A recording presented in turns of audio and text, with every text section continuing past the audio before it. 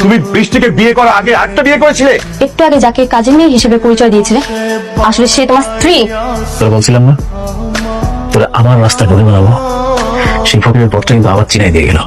তুমি কখনো আমাকে ভালোই বাসনি, আর আজকের যে আঘাতটা তুমি আমাকে দিলে না, এর জন্য আমি তোমাকে কখনোই ক্ষমা করবো না। আব্বা জানো, আজকে না অনেক আমার দোকানে আইছিল ওর নতুন বললে। কেন? তুমি এখন কি চাও? কোন বিষয়? তুমি কি আমাকে ডিভোর্স দিয়ে মেঘলার কাছে চলে যাবে? আমি জানি না, আমার সত্যি ভাগ্যটা খারাপ, কি করব না করবো কিছুই বুঝতে পারছি না। শুনো চাচা, যা কিছু লেখা পরে দিয়ে যাবো। বাবা বাকি অনেক পড়ে গেছে। হ্যাঁ এইভাবে তো বাকি দেওয়া যাবে না। তোর এত বড় সাহস আমার আব্বার মারতেছস? তোর আব্বার মারবো না কি করবো? তোর আব্বা আমার কাছে টাকা ছিল কেন? টাকা চাইবো না তো কি করবো? হারাম তোরা কি করবো? তুই দিন আর পর দিন বাকি খাবি আর আমার আব্বার টাকা চাইলে দোষ। আমি তোমার কাছ থেকে সিদ্ধান্ত জানতে চাই, তুমি কি চাও সেটা জানা আমার খুব জরুরি। হ্যালো অনিক ভাই, হ্যালো, কি হচ্ছে? তাড়াতাড়ি আমি উপস্থিত আহেন। মেঘলা আর মেঘলার বাবারে গুন্ডারা মারতেছে। কি রে তুই এইখানে, মানে আপনি এখানে? ওদিনকেও তো আপনার কাছে চান্দা ছিলাম 1 লাখ টাকা। সেদিন ভদ্রতা দেখেছিলাম, এই জন্যই তোকে চাঁদা দিয়েছিলাম।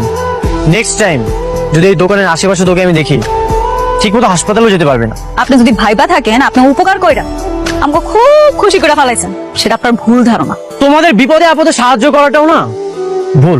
তোমার বাবা অসুস্থ ছিল, তার অপারেশনের জন্য 5 লক্ষ টাকা দরকার ছিল। এতগুলো টাকা কোথায় পেতাম? সেই টাকার জন্য তুমি বিয়েটা করলাম। কোনো কিছুই মিথ্যা ছিল না। অবশ্যই মিথ্যা, তোমার জীবনটা একটা মিথ্যা।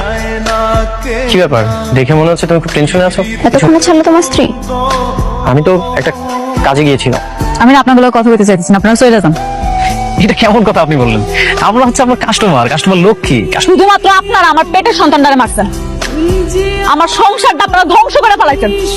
শোনো, বাচ্চা নষ্ট হয়েছে ঠিক আছে, আর সেটা তোমার জন্য খুব ভালো হয়েছে না? অনেক তো দ্বিতীয় বিয়ে করে আরেক জায়গায় চলে গেল। উনি কেন আমার কাছে এত ধরবো খারাপ? আপনারা আপনি হচ্ছেন আমাদের ম্যাডাম, এই জন্য আপনার উপর ছাতা ধরা হয়েছে। জি স্যার, বলেন কি কথা বলতে চান? আপনার বাবা মারা যাওয়ার সময় তার 50,000 কোটি টাকার সম্পত্তি আপনার নামে উইল করে গেছেন। কি বলতেছেন স্যার এগুলো? আপনি আপনার নিশ্চয়ই কোথাও ভুল হয়েছে। আমার আব্বা মা মারা যায় নাই, আমার আব্বা মা আমার লগেই থাকে, আমরা সবাই এক লগে বস্তিতে থাকি। আপনার বর্তমান যারা বাবা মা, তারা কেউই আপনার বাবা মা না, তারা আপনার পালিত বাবা মা। আপনি বিশ্বাস না করেন তাদেরকে জিজ্ঞেস করেন। আমি আপনার কথা বিশ্বাস করুন কে? হ্যাঁ আমার বাপ মা, আমি তো এটা ভালো করেই যাই। স্যার আপনি বড় সড়ো মানুষ, আমার যদি কোনো বেয়াদবি হয় মাফ করে দেন।